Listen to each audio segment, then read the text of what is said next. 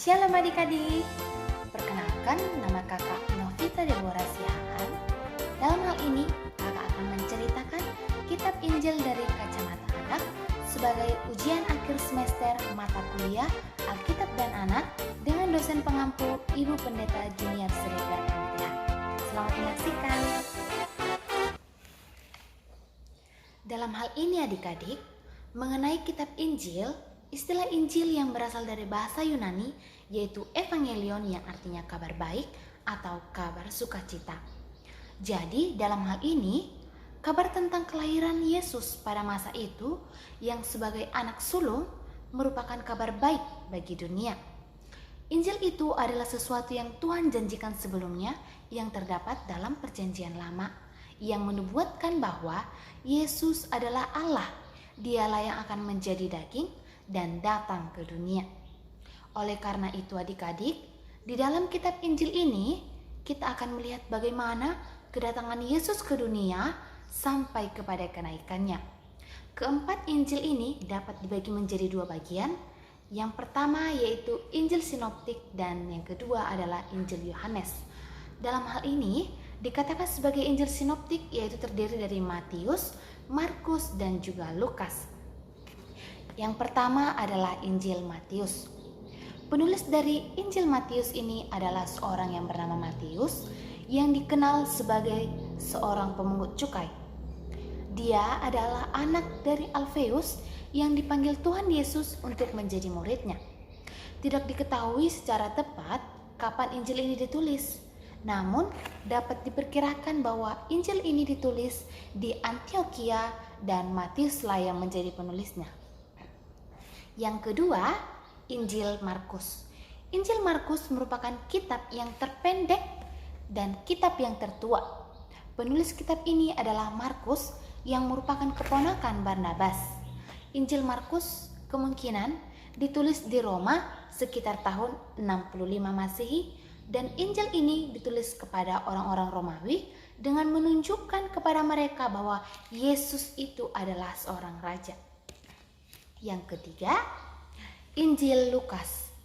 Mengenai penulis Injil Lukas, tidak disebutkan secara jelas siapa penulisnya.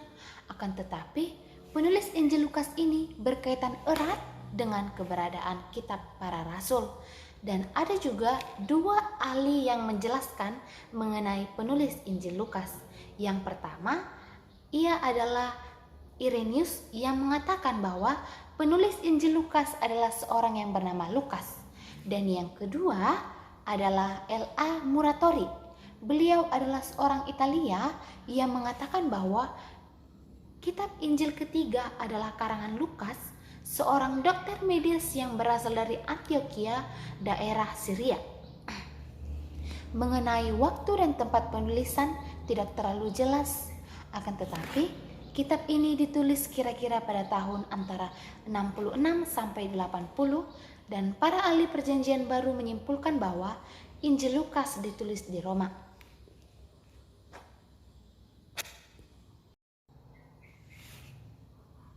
Dalam hal ini, mengapa ketiga Injil itu disebut sebagai sinoptik?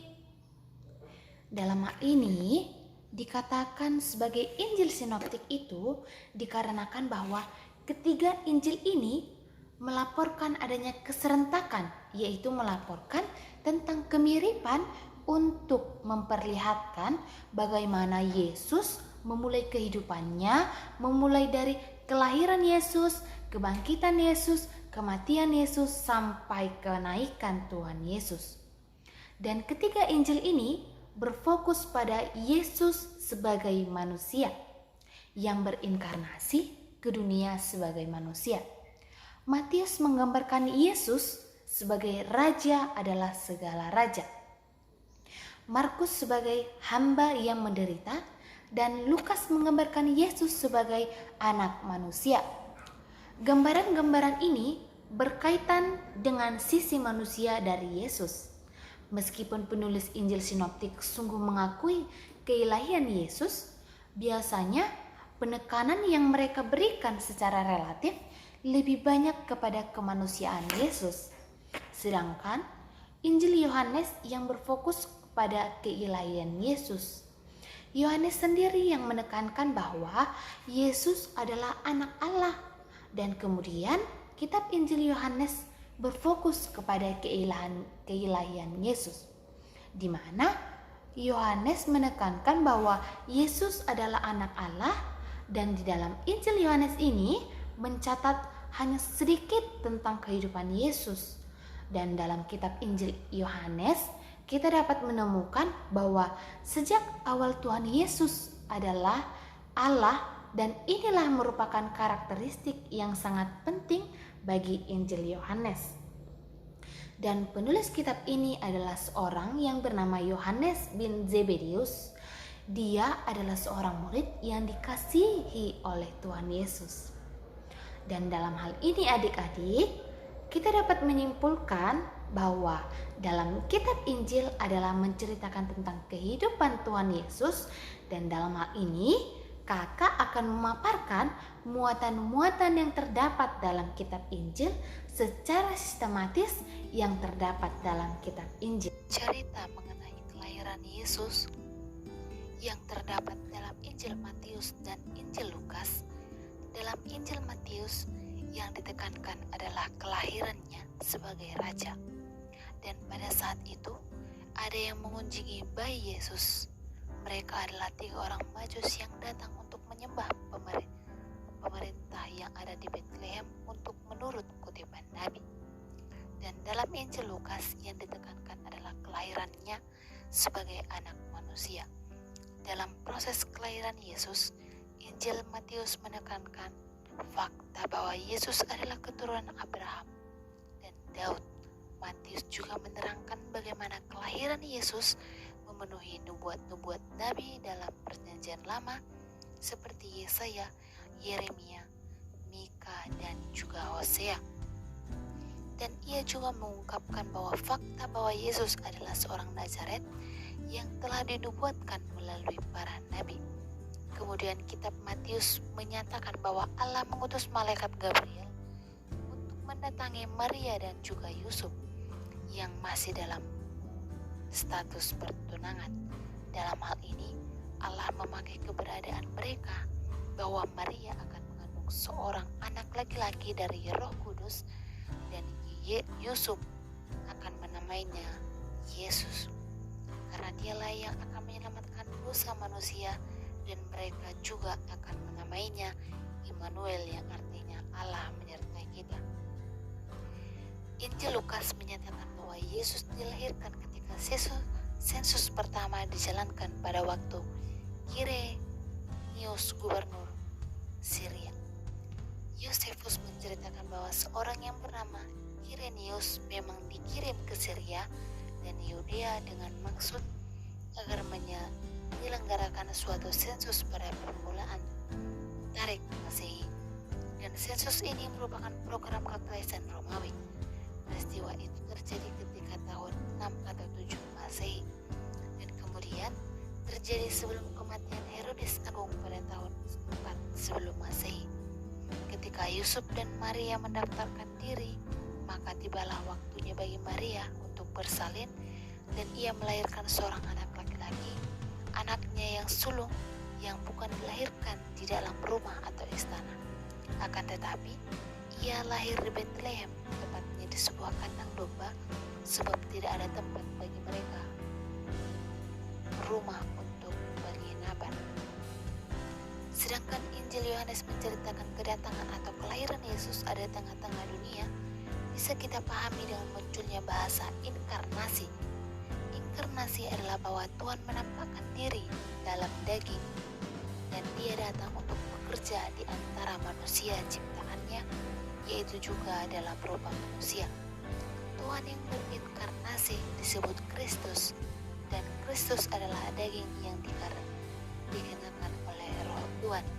Daging tersebut tidak seperti manusia manapun yang terbuat dari daging. Perbedaan ini dikarenakan Kristus bukanlah daging dan darah, melainkan inkarnasi roh. Artinya, kita dapat menjelaskan bahwa Yesus sama seperti manusia normal, namun bedanya adalah bahwa Yesus memiliki keilahian yang tidak dimiliki oleh manusia. Setelah Yesus lahir di Betlehem di tanah Yudea pada zaman Herodes, 3 orang dari wilayah timur yang disebut orang Majus melihat bintang besar dan bersinar terang di langit. Ketiganya adalah orang-orang pandai dan bijaksana. Karenanya, mereka sudah mengerti bahwa bila suatu saat ada bintang besar dan terang terlihat di langit, itu tandanya seorang raja baru telah lahir. Ketika Raja Herodes mendengar berita itu, maka terkejutlah ia dan seluruh bangsa Israel. Maka dikumpulkannya semua imam kepala dan ahli Taurat bangsa Yahudi. Maka dimintai keterangan dari mereka di mana Mesias akan dilahirkan.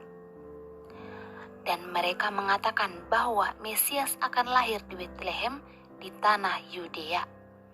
Lalu dengan diam-diam Herodes memanggil orang-orang Majus itu. Ketika tiba di Yerusalem, mereka menghadap Raja Herodes yang berkuasa pada waktu itu dan bertanya kepadanya tentang raja yang baru lahir karena mereka telah melihat bintangnya. Orang-orang Majus telah memberitahu bahwa Yesus akan menjadi raja dan Herodes ingin menjadi satu-satunya raja. Kemudian ia memerintahkan para serdadunya untuk membunuh semua bayi di Betlehem dan tempat-tempat yang berdekatan. Dalam hal ini, ia terkejut dan tidak senang mendengar berita itu. Akan tetapi, ia menyembunyikan perasaannya, lalu Herodes berkata kepada orang Majus itu, "Pergilah ke Betlehem, carilah raja itu di sana, dan setelah kalian menemuinya, kembalilah dan beritahu aku tempatnya, sebab aku ingin datang menyembahnya." Sebenarnya, Herodes hanya berpura-pura baik di hadapan orang Majus, padahal dia menyimpan kecemasan kalau-kalau raja yang baru akan menyainginya sehingga dia kehilangan tahtanya. Karena itu, dia merencanakan sesuatu yang jahat. Dia akan membunuhnya jika orang-orang Majus telah memberitahu di mana tempat bayi itu berada. Namun, dalam mimpi, Allah berpesan kepada orang-orang Majus agar mereka tidak kembali ke istana Herodes karena raja yang jahat itu bermaksud untuk membunuh raja yang baru lahir itu. Orang Majus itu pun melanjutkan perjalanan dan mengikuti sang bintang sampai di Betlehem, sebab mereka sangat bersuka cita dan bintang yang mereka lihat di timur itu berhenti dan tiba di atas atap di mana anak itu berada. Maka masuklah mereka ke dalam rumah itu dan mereka melihat anak itu bersama dengan Maria, lalu mereka sujud menyembah dia dan mempersembahkan persembahan yang terdiri dari emas, kemenyan, dan mur. Dan karena diperingatkan dalam mimpi supaya jangan memberitahukan berita ini kepada Herodes, maka orang Majus itu pun pulang ke negerinya melalui jalan yang lain.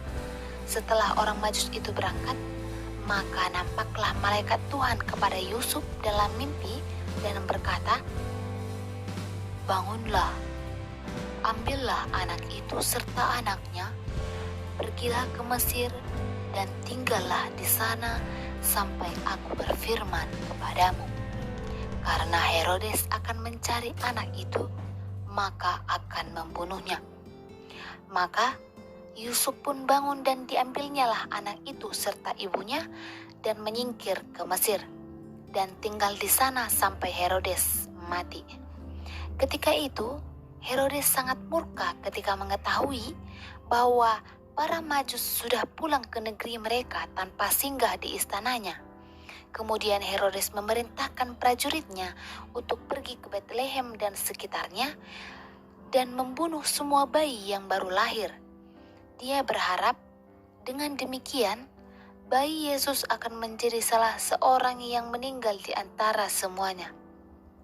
Setelah beberapa tahun, Raja Herodes meninggal, maka Allah kembali mengutus malaikatnya kepada Yusuf dan berpesan melalui mimpinya untuk kembali ke Israel. Katanya, "Bangunlah, ambillah anak itu serta ibunya dan berangkatlah ke Israel karena mereka yang hendak membunuh anak itu sudah mati. Karena hal itu, maka berangkatlah Yusuf membawa keluarganya ke Galilea dan tinggal di sebuah kota yang bernama Nazaret, kampung halamannya itu. Hal itu terjadi supaya genaplah firman yang disampaikan oleh Nabi bahwa ia akan disebut sebagai orang Nazaret. Setelah pulang dari Mesir, Yusuf dan keluarganya menetap di Nazaret dan tinggal di sebuah rumah yang terbuat dari tanah liat, di mana bangunannya hanya terdiri dari satu ruangan dengan atap datar. Yesus juga ikut membantu Yusuf dalam pekerjaannya. Mereka membuat alat-alat pertanian, perabot rumah, dan bekerja untuk bangunan-bangunan. Walaupun rumahnya sederhana, akan tetapi Yesus memperoleh pendidikan yang baik. Dia dianggap orang yang pandai membaca PL dalam bahasa Ibrani di sinagoge. Padahal tidak semua orang seumurnya dapat membaca bahasa tersebut. Anak-anak lelaki Yahudi biasanya dididik di sinagoge setempat dan Yesus termasuk anak yang cerdas dalam kelasnya. Di Nazaret, Yesus bertemu dan bergumul dengan banyak orang non-Yahudi. Tentu saja, ia memikirkan dan berbicara mengenai gagasan-gagasan Yunani dan Romawi. Yesus juga dapat berbicara 3 bahasa. Dia dapat berbicara dan membaca bahasa Ibrani, meskipun bahasa Ibrani bukan lagi bahasa yang biasa dipakai rakyat Yahudi. Akan tetapi, mereka menggunakan bahasa Arab. Bahasa itulah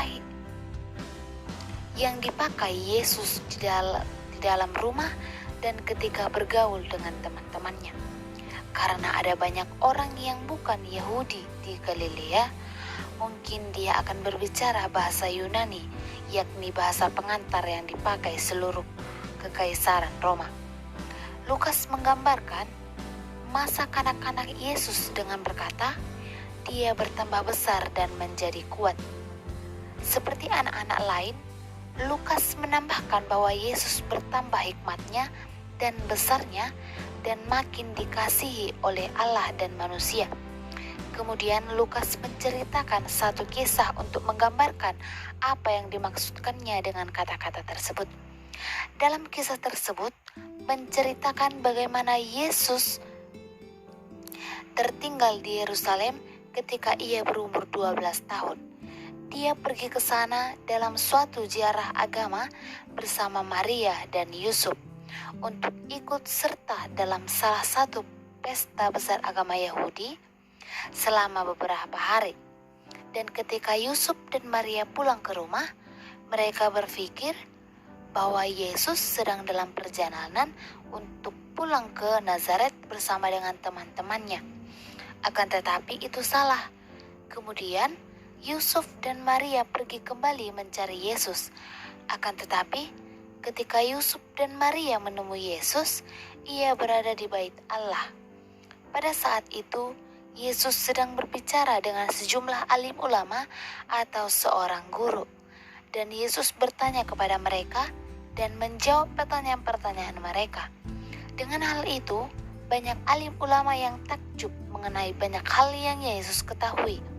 Dan ketika orang tuanya menemukannya di bait Allah, ibunya bertanya, "Anakku, kenapa kamu tidak ikut pulang? Kami khawatir sekali." Maka jawab Yesus, "Seharusnya ibu tahu bahwa aku harus ada di tempat kerja Bapakku." Pada saat itu pun dapat terlihat bahwa Yesus tidak hanya tumbuh secara fisik dan mental, akan tetapi juga secara spiritual. Dia memiliki kesadaran yang luar biasa tentang kehadiran Allah dalam hidupnya, di mana Allah adalah Bapaknya dan hubungan itu lebih penting baginya daripada apapun juga. Dan kemudian Yesus pulang ke Nazaret bersama dengan Yusuf dan Maria, dan setelah sampai di rumah, Yesus belajar banyak tentang pekerjaan Bapa Surgawi dan kemudian ia bertumbuh menjadi besar dan juga kuat. Banyak orang mengasihinya dan Yesus suka untuk melakukan apa yang Allah inginkan untuk dilakukannya. Peristiwa berikutnya adalah ketika ia telah berumur kira-kira 30 tahun, sepupunya Yohanes Pembaptis telah memulai suatu gerakan agama dan mendapat banyak pengikut. Yohanes hidup secara sederhana di padang gurun Yudea selama bertahun-tahun. Pakaiannya terbuat dari bulu unta dan ikat pinggang kulit, dan dia hanya makanan yang dihasilkan padang gurun, yakni belalang dan madu hutan. Yohanes mengatakan bahwa ia adalah utusan atau suara untuk membawa kabar baik bahwa umat baru akan segera dibentuk. Pemberitaan Yohanes adalah bahwa ia akan berseru kepada orang-orang Yahudi agar bersedia mengubah cara hidup mereka supaya mereka layak bertemu dengan Allah. Dalam hal itu, Yohanes Pembaptis mengajar orang-orang tentang Yesus Kristus. Dia juga menyuruh agar mereka bertobat dari dosa-dosa mereka dan mereka dibaptis. Dan diberitahukan oleh Matius, Markus, dan juga Lukas. Orang-orang yang menyambut panggilan tersebut memperlihatkan kesediaan mereka dengan cara dibaptis, dan ketika itu Yohanes memanfaatkan sungai Yordan sebagai sumber air yang dekat untuk melakukan baptisan. Dengan demikian, Yesus datang dan menghadap Yohanes supaya dia dibaptis. Pada awalnya, Yohanes menolak untuk membaptis Yesus karena menurut Yohanes, Yesus selalu mematuhi perintah-perintah Allah dan ia tidak perlu bertobat. Akan tetapi, Yesus meyakinkan Yohanes bahwa dia juga turut untuk dibaptis. Dengan demikian, kita melakukan semua yang dikehendaki Allah. Dengan begitu, Yohanes menurutinya, dan sesudah dibaptis, maka Yesus keluar dari air, dan pada waktu itu, ia melihat roh Allah turun seperti burung merpati yang turun ke atasnya. Lalu, datanglah suara dari surga yang mengatakan, "Inilah anakku yang dikasihi, kepadanya orang banyak dan semua orang yang menerimanya maka akan mendapatkan kuasa supaya menjadi anak-anak Allah yang percaya kepadanya, sebab hukum Taurat diberikan oleh Musa. Akan tetapi kasih karunia dan kebenaran berasal dari Yesus Kristus." Dalam kitab Injil mengisahkan bagaimana Yesus telah melakukan pembaptisannya, di mana setelah Yesus dibaptis, dia dicobai sebanyak 3 kali oleh iblis ketika ia sedang berada di padang gurun, dan ia berpuasa selama 40 hari 40 malam. Cobaan pertama adalah dengan menjadikan roti dari batu. Akan tetapi, Yesus mengatakan bahwa manusia tidak hanya hidup dari makanan saja. Cobaan kedua ialah iblis membawa Yesus ke kota suci dan menempatkan dia di puncak bait Allah agar dia terjun dari puncak bait Allah ke pelantaran di bawah yang penuh sesak tanpa melukai dirinya sendiri. Akan tetapi, Yesus menjawab pertanyaan iblis tersebut dengan mengatakan, "Janganlah kamu mencobai Tuhan Allahmu." Dalam hal ini, Yesus menolak godaan untuk dikenal sebagai penyelamat yang dijanjikan Allah melalui pertunjukan kuasa ajaib. Cobaan yang ketiga ialah membawa ia ke atas sebuah gunung yang puncaknya sangat tinggi dan memperlihatkan semua kerajaan dunia dengan semua kemegahannya, dan berkata kepadanya, "Semua itu akan diberikan kepadamu jika engkau sujud menyembah aku." Cobaan ini merupakan cobaan yang paling menggoda. Akan tetapi, cobaan tersebut dengan tegas ditolak oleh Yesus dengan mengatakan, "Enyalah iblis, sebab ada tertulis, engkau harus menyembah Tuhan Allahmu dan hanya kepada Dia sajalah engkau berbakti." Kemudian, setelah pencobaan di padang gurun, ia kembali ke Nazaret di Galilea. Titik awal pelayanan umum Yesus adalah di kota Kapernaum. Ia meninggalkan kampung halamannya dan pindah ke Kapernaum.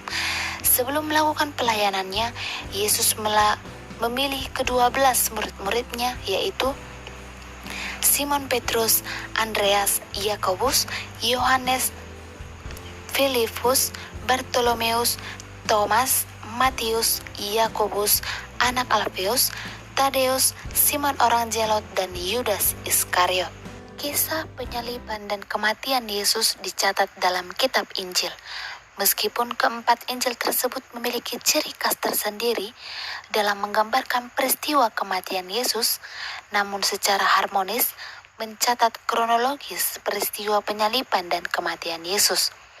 Minggu sengsara Yesus merujuk pada 1 minggu mulai dari masuknya Yesus ke Yerusalem hingga kematiannya di kayu salib di Golgota. Pemaparan Matius tentang Minggu Sengsara dimulai dengan adegan Yesus memasuki Yerusalem pada Minggu Palem.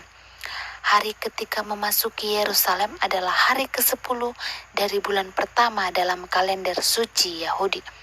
Jadi, masuknya Yesus ke Yerusalem melambangkan bahwa dia adalah domba Paskah yang akan dikorbankan di Yerusalem.